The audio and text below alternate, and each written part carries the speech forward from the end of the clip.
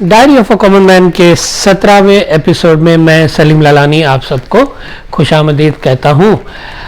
आजकल हम बात कर रहे हैं जमात खाने में क्या होता है। इसमें हमने देखा जो इस्माइलियों की दुआ होती है, गिनान होता है, मजलिसें होती है मुख्तलिफ़ किस्म की, उसके बारे में हमने बातें की और आपको मैंने वादा किया था कि वो मजलिसों में और बहुत सारी दूसरी रसूमात में आपको पैसे देने हैं, दसों देनी है 12.5% और लाखों रुपए वो आपको देने पड़ते हैं मजलिसों में। उसके अलावा भी तो हमको बड़ा दिल रखना चाहिए, इसके अलावा भी तो हमको और भी पैसे देने चाहिए।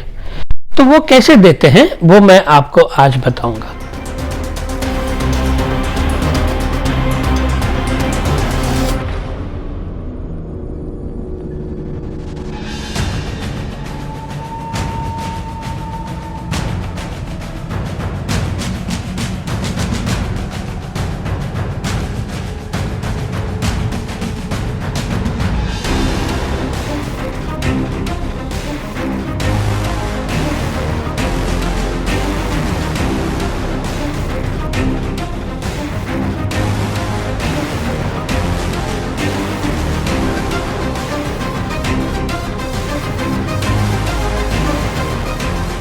तो सबसे पहले तो हम शुरू करते हैं दुआ करावी से। ये दुआ करावी दुआ नहीं है। दुआ याद है आपको, वो जो मुसलमानों में हम नमाज पढ़ते हैं उस तरह इस्माइली में दुआ पढ़ते हैं, लेकिन दुआ करावी जो है एक रस्म है कि जहाँ पर आप मुखी साहब के पास जाते हो और उनके हाथ में कुछ पैसे देते हो और उनको ये कहते हो कि मुखी साहब मैं सर से लेकर पैर तक गुनहगार हूँ। उनकी आंखों में आंखें डाल के आप देखोगे, पैसे दोगे उनके हाथ में, पहले फिर हाथ जोड़ोगे और फिर बोलोगे कि तोबो तोबो तकसीरदार बंदो सिरता पा गुनहगार याशा तू गुना बख्शे बख्शनहार। इसका मतलब ये हुआ कि मैं तौबा करता हूँ, मैं तौबा करता हूँ, सर से लेकर पैर तक गुनहगार हूँ, आगा खान साहब मुझे माफ़ करें। तो मुखी साहब का दिल इतना बड़ा है कि वो जो है कि वो कहते हैं कि अलीउल्लाह मौला नेक मुराद पूरी करे खाना वदान। अलीउल्लाह जो अली अल्लाह है, आपकी मुराद, आपकी कौन सी मुराद थी? आपकी मुराद थी कि आप जो सर से लेके पैर तक गुनहगार थे वो गुनाह सारे आपके माफ़ करे। और गुनाह माफ़ करने वाला कौन है? आगा खान साहब है ना। तो वो ये दुआ मांगते हैं कि मैं ये दुआ करता हूं कि आगा खान तुम्हारे गुनाहों को माफ करे और तुम्हारा घर आबाद हो जाए। ये हो गई दुआ करावी की रस्म। तो यहां भी आपको पैसे देने हैं। अब जो है कि इत्तेफाक की बात यह है कि ये पैसे तो आपने दे दिए उसको, लेकिन सवाल ये पैदा हुआ कि क्या आपके गुनाह माफ हो गए? क्योंकि अगर माफ हो गए होते तो आप जो है छांटा नहीं डलवाते। क्योंकि छांटा मैं आपको समझाता हूँ क्या होता है। छांटा जो लोग इंडियन ज़बान जानते हैं, छांटा का मतलब वो पानी को छिड़कना होता है। तो वो क्या होता है कि मुंह पे पानी छिड़कते हैं, लेकिन ये पानी कोई मामूली पानी नहीं है, ये पाक है, आबे ज़मज़म से कहीं ज़्यादा पाक है ये। अब ये पाक कैसे हो गया भाई? ये पाक ऐसे हुआ कि आगा खान साहब ने उस पे हाथ रख दिया है या उस पे कुछ पढ़ लिया है, तो ये पाक पानी हो गया। अब ये आगा खान साहब ने ये पाक पानी जो है वो मुखी साहब को दे दिया। और ये जो बंदा है गुनहगार, अभी अभी जो है गुनाह माफ करवा के गया है।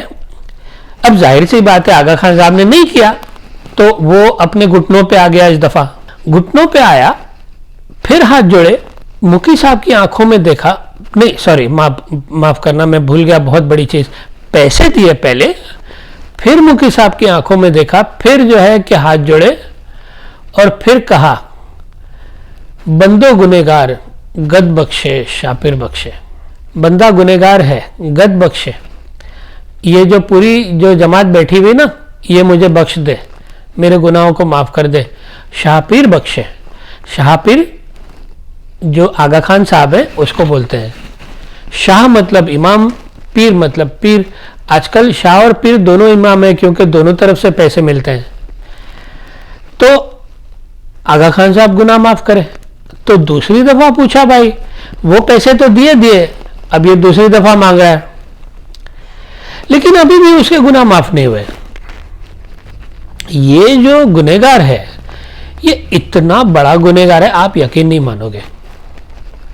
जो जमात खाने में बंदा आता है, दुनिया में इससे बड़ा क्रिमिनल कोई भी नहीं हो सकता है। क्योंकि मैं आपको समझाता हूं क्यों। ये एक लौता बंदा है पूरी दुनिया में कि जो 24 घंटे के अंदर अंदर सर से लेकर पैर तक गुनहगार होके आता है। हम मानते हैं आगा खान सब कुछ है, वो गुनाह भी माफ कर देता है, सब कुछ करता है ना, मानते हैं, चलो माफ कर दिया, सर से लेकर पैर तक पाक हो गया। भाई आज वही बंदा 24 घंटे के अंदर वापस आएगा, वापस बोलेगा मैं सर से लेकर पैर तक गुनहगार हूं। आप तसव्वुर करो कितना बड़ा गुनहगार 24 घंटे में सर से लेकर पैर तक गुनहगार होके आया है। पूरी जिंदगी तक 24 घंटों में वो इतने गुनाह करेगा, वो इतने करेगा कि वो सर से लेकर पैर तक आएगा गुनहगार होकर। आप मुझे दुनिया का कोई भी गुनहगार बता दो, आके कोई भी गुनहगार बता दो कि जिसमें कोई अच्छाई नहीं है, सिर्फ बुराई है।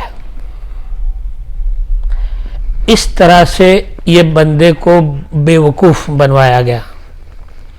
हकीकत ये है कि वो बेवकूफ जो बोल रहा है कि मैं सर से लेकर पैर तक गुनहगार हूं, वो नहीं है, वो बोल रहा है, उसको बुलवाया जा रहा है। और बुलवाया क्यों जा रहा है, बार बार क्यों बुलवाया जा रहा है, उसकी बातें हम बाद में करेंगे। उसका जो साइकोलॉजिकल रीजन है, जो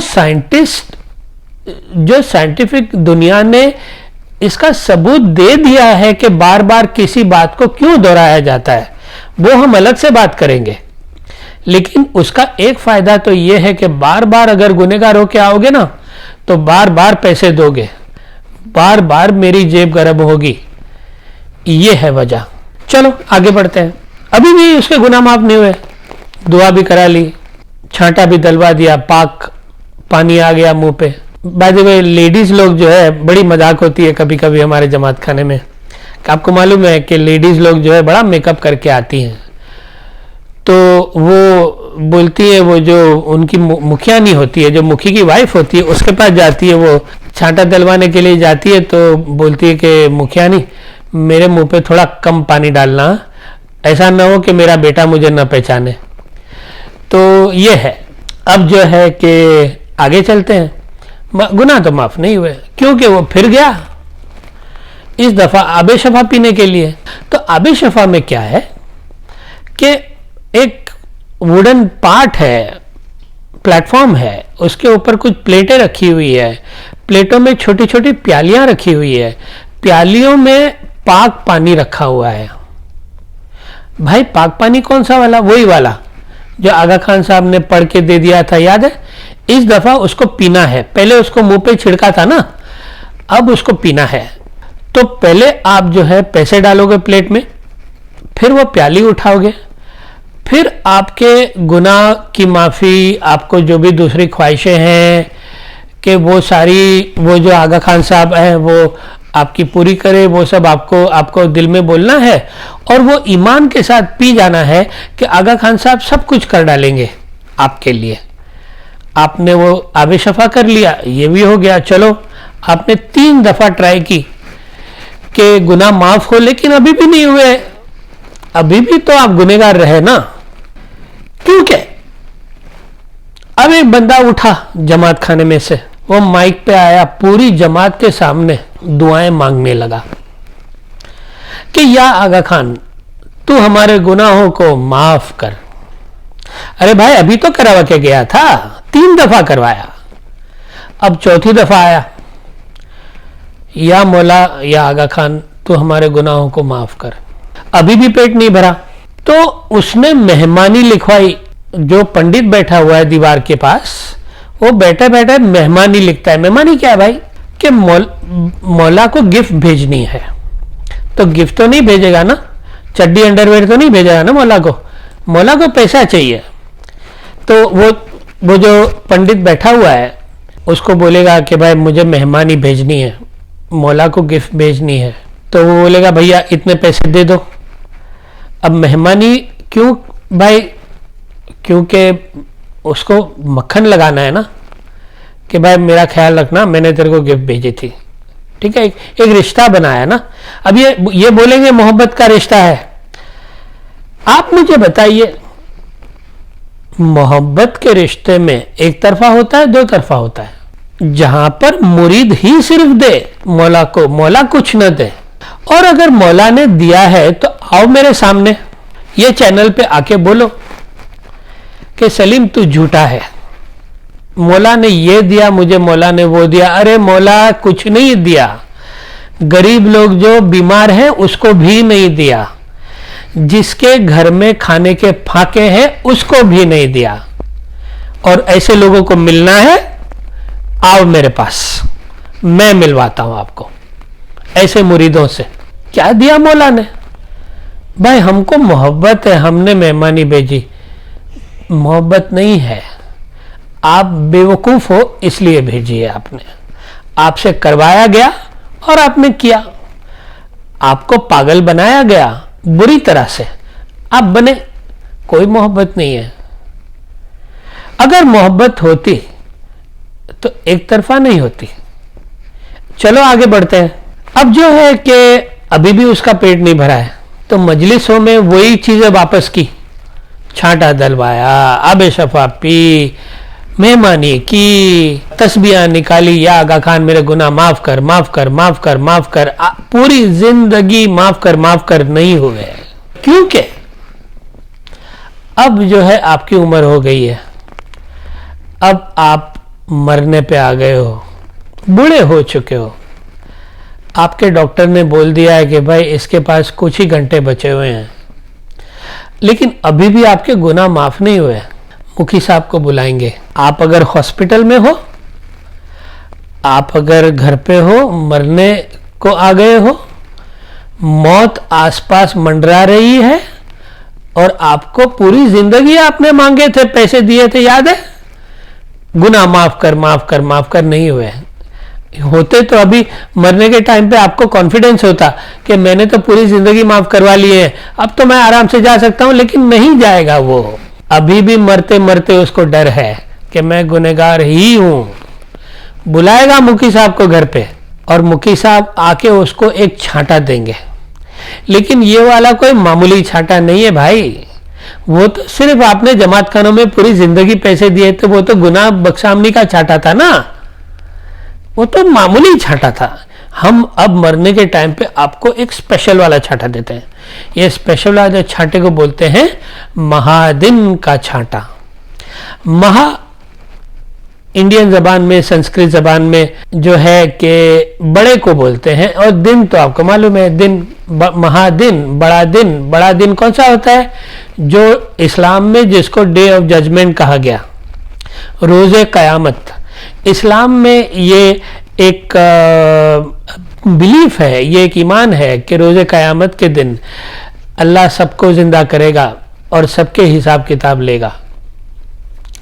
तो ये रोज़े क़यामत के दिन को महादिन का कहा गया, और ये छांटा जो है ये महादिन का छांटा है। इसका ये मतलब होता है कि अगर आगा खान ने आपके गुनाहों को अब माफ कर दिया तो आप ये दिन पास हो जाओगे, रोज़े क़यामत के दिन आप पास हो जाओगे और आप जाओगे जन्नत में। तो मुखी साहब आएगा, छांटा देगा आपको। लेकिन क्या आप अभी, आप मर गए, चलो उन्होंने छांटा दिया, आप मर गए कॉन्फिडेंस के साथ, लेकिन आप जब वहां पहुंचे ना, अरे ये क्या हो गया, मैं तो अभी भी फंसा हुआ हूं। कैसे पता चला? क्योंकि मेरे बच्चे जो है ना, मेरे पीछे मेरे गुनाहों की माफी मंगवा रहे हैं जमात खानों में। मानते हो बात? ये मानते हो? ऐसा हो सकता है कभी?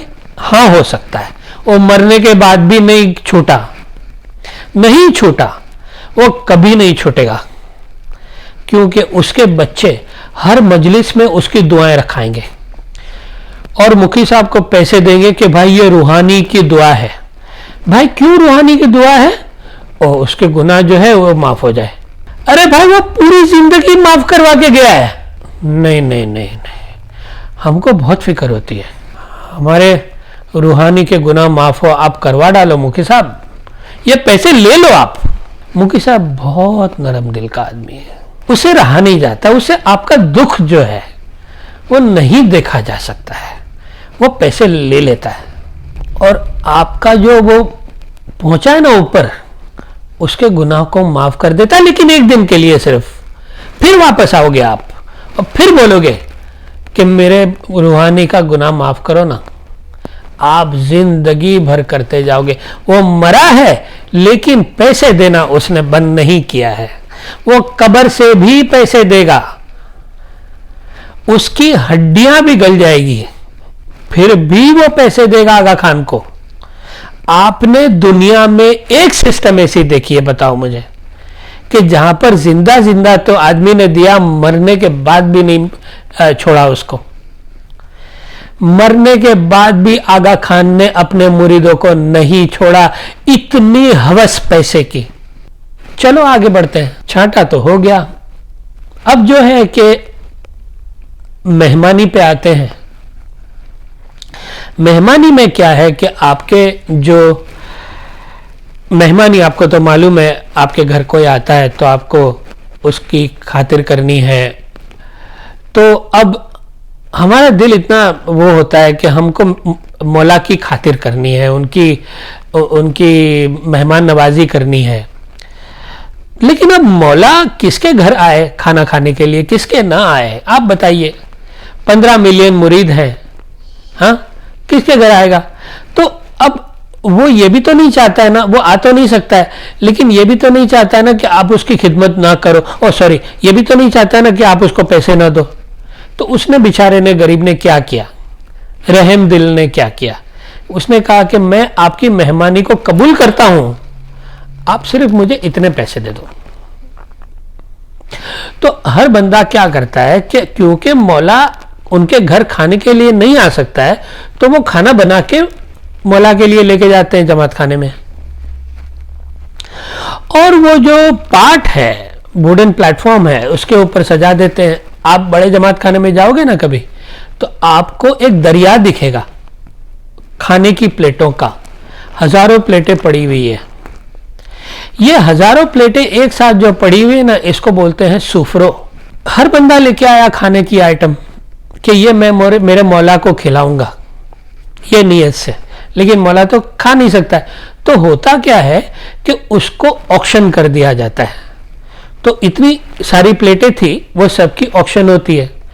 तो जैसे मान लो दूध का डब्बा है, मान लो मार्केट में वो दूध का डब्बा 100 रुपए का मिलता है, यहां पर 500 का जाएगा। क्यों? क्योंकि मौला के लिए लाए ना, तो मौला को थोड़ा एक्स्ट्रा देना चाहिए ना। तो वो दूध का डब्बा ऑक्शन हुआ, वो पैसे जेब में गए। लेकिन आप ठहरो ठहरो 2 मिनट के लिए, ये जो ऑक्शन हो रहा है ना अभी, इसको नांदी बोलते हैं। नांदी के पैसे जेब में डालने से पहले हमको उससे पहले भी पैसे चाहिए। आप सब्र करो। उससे पहले क्या होता है कि ये पूरा जो सुफरा पड़ा हुआ है ना, 1000 प्लेटें पड़ी हुई ना, ये पूरे सुफरे का एक साथ में ऑक्शन होगा। लेकिन लेकिन लेकिन लेकिन वो जो ऑक्शन जीतेगा ना, वो 1000 प्लेटें अपने घर पे नहीं लेके जाएगा। तो आप मुझे बोलोगे कि भाई ये कैसा ऑक्शन हुआ? भाई मैंने ये सुफरा जीता है ऑक्शन में, मैंने जो है $50,000 दिए डैलस के अंदर। हाँ भाई, मैं तो लेके जाऊंगा ना पूरा खाना? नहीं नहीं नहीं, आपको इसके बदले में एक प्लेट भी नहीं मिलेगी, क्योंकि वो प्लेट तो हमको वापस से ऑक्शन करनी है ना। आप क्यों नहीं समझ रहे हो? नहीं देंगे ना आपको। लेकिन आप सब्र कर लो, आपको हम दुआएं देंगे, खुश इतनी दुआ देंगे कि भाई ये सारे अवल सुफरे का जो सवाब है आपको मिल गया, आप खुश हो जाओ और ये डॉलर्स हमको इतने सारे दे दो, हम अपनी जेब में डालेंगे और हम अलग अलग औरतों के साथ मजे करेंगे यूरोप के अंदर, और आप जाके अपनी जगह पे बैठ जाओ। वो बैठ गया जाके। अब जो है कि वो सुफरा ऐसे ही पड़ा हुआ है। जमात खाना जैसे खत्म हुआ वो अपना धंधा लगाया वापस और हर एक प्लेट की ऑक्शन की अलग से। तो ये हो गया नांदी। और वो पहले जो किया था उसको बोलते हैं अव्वल सुफरो। पता नहीं मैंने ये बात पहले बोली है कि नहीं, लेकिन अव्वल सुफरो हर मजलिस में होता है और हर बड़े दिन को होता है। जैसे इमाम का बर्थडे है या उनकी तख्त नशीनी का दिन है या फिर नवरोज़ है या कोई बड़ी मजलिस, हर मजलिस में ये अव्वल सुफरो होता है और काफ़ी बड़ी रकम में होता है, हज़ारों डॉलर्स में होता है, लाखों रुपए में होता है। मैंने ये बात शायद पहले बोली होगी, मैं कराची में था 1994 में विज़िट करने के लिए गया था और गार्डन जमात खाना था। मुझे बराबर याद है वो दिन 25,000 आदमी वो बिल्डिंग के अंदर बैठे हुए थे। अव्वल सुफरा गया है 32 लाख रुपए में। मैं बात कर रहा हूं 1994 की। उस जमाने में मुझे सब बराबर याद है, हमारे जो रिश्तेदार रहते थे गार्डन जमात खाने के सामने, उनके जो फ्लैट में हम उतरे थे वो फ्लैट था 30-35 लाख रुपए का। 32 लाख रुपए का वो अव्वल सुफरा उस दिन गया है। अभी जो आगा खान आए थे पोर्चुगल, ये सारे गए थे उनको देखने के लिए, वहां पर सुफरा गया $1 मिलियन का। आप इमेजिन करो कि ये आदमी की इनकम कितनी है। चलो वो तो मैं भी आपको थोड़ी आइडिया दूंगा आने वाले एपिसोड्स में, लेकिन ऐसे होता है। ये इसको बोलते हैं मेहमानी और इसको बोलते हैं अव्वल सुफरो। तो ये कुछ चीजें हैं कि जो जमात खाने में होती है। वो तो लास्ट वीक हमने बातें की थी, वो तो पैसे अलग, आज की जो हमने बातें की वो तो अलग, लेकिन अभी हमारा पेट कहाँ भरा है? हाँ, अभी तो प्लेन लेना है ना नया वाला, अभी तो 2-3 यॉट लेनी है 250 मिलियन पाउंड्स की। वो भाई उसके लिए कुछ तो इंतजाम करो, थोड़ी तो मेरे पे रहम करो। अभी कुछ और औरतों के साथ अफेयर करने हैं, फिर पकड़े जाना है रंगे हाथों, फिर बोलना है कि मैं अल्लाह का नुमाइंदा हूँ, फिर बोलना है मैं अल्लाह हूँ, फिर बोलना है कि मैं मुसलमानों का इमाम हूँ, फिर बोलना है कि मैं रसूल अल्लाह का जानशीन हूँ, है ना? ये सब करना है ना। तो आप और भी तो कुछ थोड़े पैसे दो मेरे को। तो कैसे दोगे आप? वो मैं आपको बताता हूँ कैसे दोगे आप, ठीक है? सबसे पहले तो आप अपनी जो वसीयत है वो वसीयत मेरे नाम पे कर दो।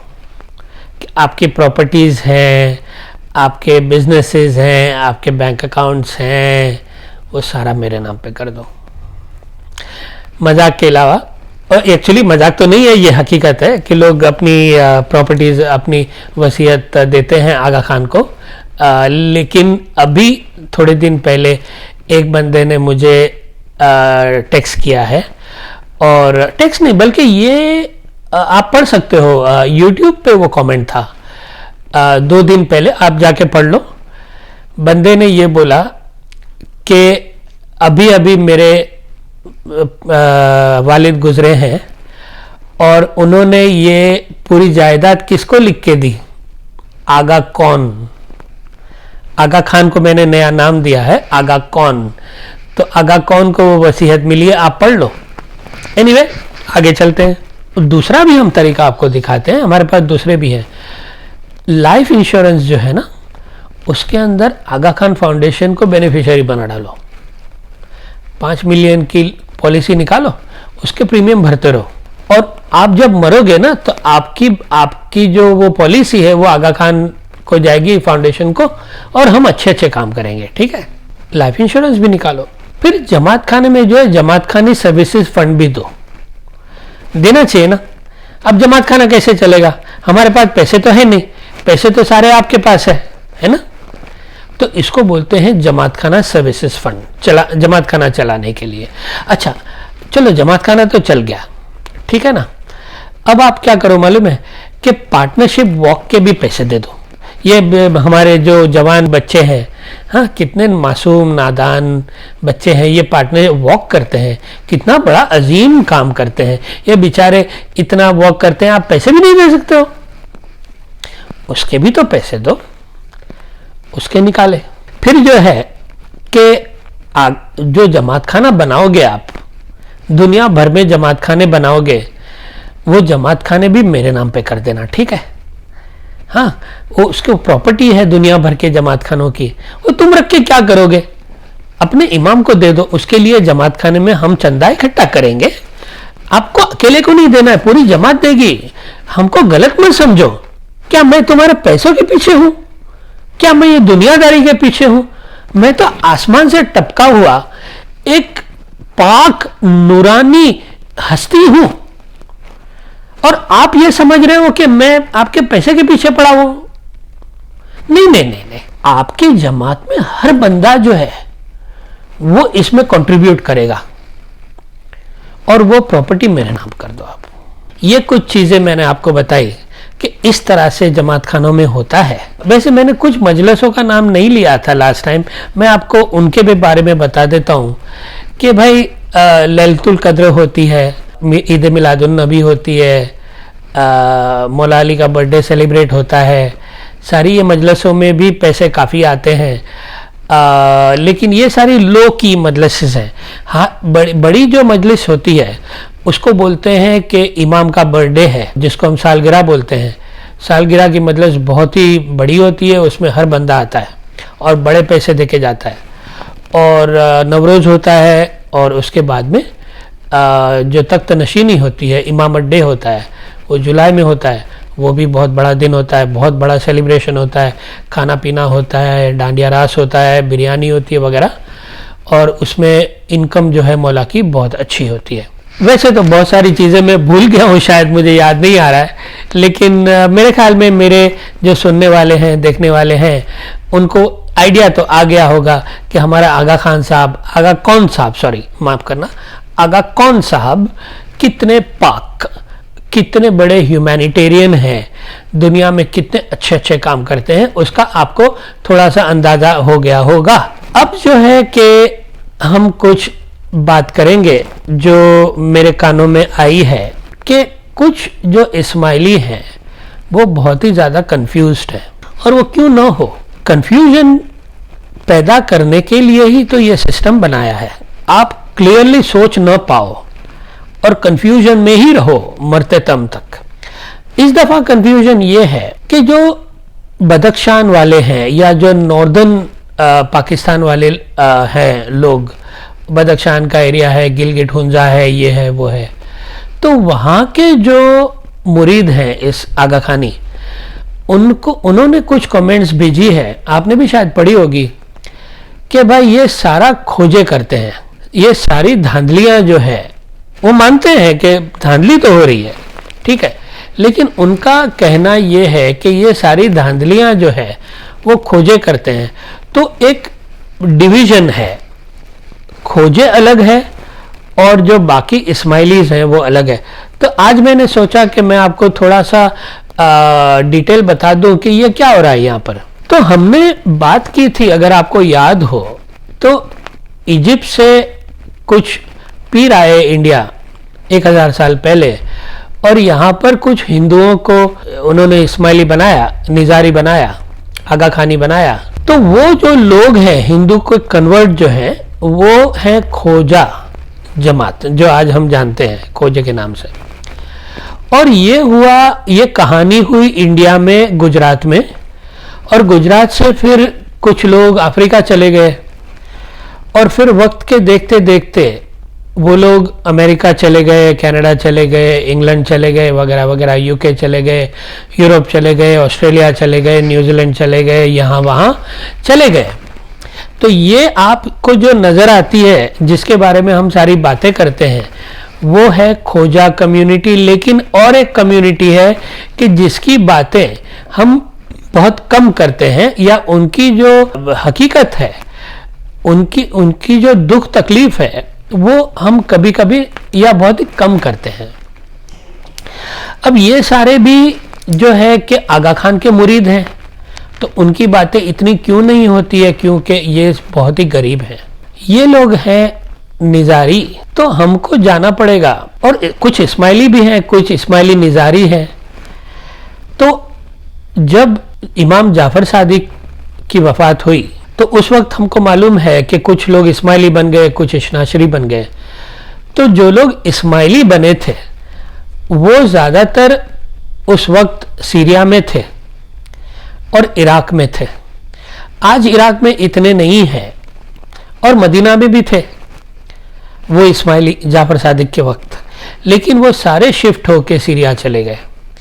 आज भी इतने सालों के बाद, 1000 साल से ऊपर हुआ, आज भी वो इस्माइली जो वहाँ के थे 1000 साल पहले वाले ओरिजिनल इस्माइलीज, वो आज भी सीरिया में रहते हैं। उसके अलावा आपको मालूम है कि जब इमाम मुहसिन सिरबिल्ला की वफात हुई इजिप्ट में, कायरो में, तो वहाँ से इस्माइली भी टूट गया। इस्माइली निजारी में टूट गए और एक मुस्तैली हो गए, कुछ लोग जो बोरा हो गए। अब ये जो इस्माइली निजारी है वो आगा खानी हुए, लेकिन आगा खानी तो हमने इंडिया में बनाए, लेकिन ये जो निजारी है वो जब टूटा तो ये सारे भागे ईरान। ईरान भी टूटा। आपको मालूम है कि अलमुत को नस्तो नाबूद कर दिया हुलागु खान ने।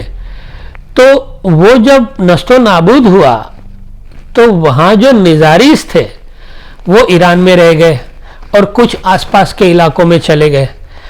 तो ईरान में भी निजारी है ना, सीरिया में भी है, ईरान में भी है, और ये बहुत ही तकलीफ में रहते हैं क्योंकि वहाँ की जो लोग हैं वो इनको बहुत ही हार्ड टाइम देते हैं। अब उसके अलावा क्या हुआ कि जैसे हसन सब्बा ईरान से भागकर, इजिप्ट से भागकर ईरान में आकर उन्होंने एक कबीला बनाया ईरान में निजारियों का, इसी तरह से एक और दाई, हसन सब्बा की तरह एक और दाई नासिर खुसरो, ये दाई बदख्शान के इलाके में उज़्बेकिस्तान, ताजिकिस्तान और जो नॉर्दर्न पाकिस्तान का जो इलाका है हुंजा, गिलगिट वगैरह, ये सारे इलाकों में नासिर खुसरो ने बहुत बड़ा काम किया। जिस तरह इस्माइली पीरों ने, खोजे वाले पीरों ने, पीर सदरुद्दीन, पीर शम्स वगैरह ने गुजरात, पंजाब वगैरह में काम किया, उस तरह से नासिर खुसरो ने शुमाली इलाकों में काम किया। और उनके जो मुरीद हैं वो आज भी नॉर्दर्न पाकिस्तान में रहते हैं। काफ़ी लोग पाकिस्तान आ चुके हैं, मतलब कराची वगैरह में आ चुके हैं रहने के लिए गांव से, लेकिन काफ़ी बड़ी जमात है वहाँ पर नॉर्दर्न पाकिस्तान में। तो जो ट्रेडिशन हिंदुओं की है, गुजरात वालों की, वो ट्रेडिशन से ये लोग वाकिफ़ नहीं है जो नॉर्थ में रहते हैं। तो उनको एक कॉन्फ्लिक्ट सा लगता है कि भाई हमारी तो ये रसूमात नहीं है, ये लोग तो गिनान बोलते हैं हिंदू वाले, हम तो जो है कसीदे बोलते हैं, हमारा जमात खाना तो ऐसे नहीं दिखता है, हमारा जमात खाना तो ऐसे दिखता है, हम तो ऐसे कपड़े नहीं पहनते हैं, ये लोग तो ऐसे नंगे होके आते हैं, है ना। तो ये जो एक दीवार है ये तो है ही है, और ये दीवार जो है वो काफ़ी हद तक प्रॉब्लम क्रिएट कर रही है कि जैसे जैसे लोग मिंगल हो रहे हैं, एक दूसरे से मिल रहे हैं,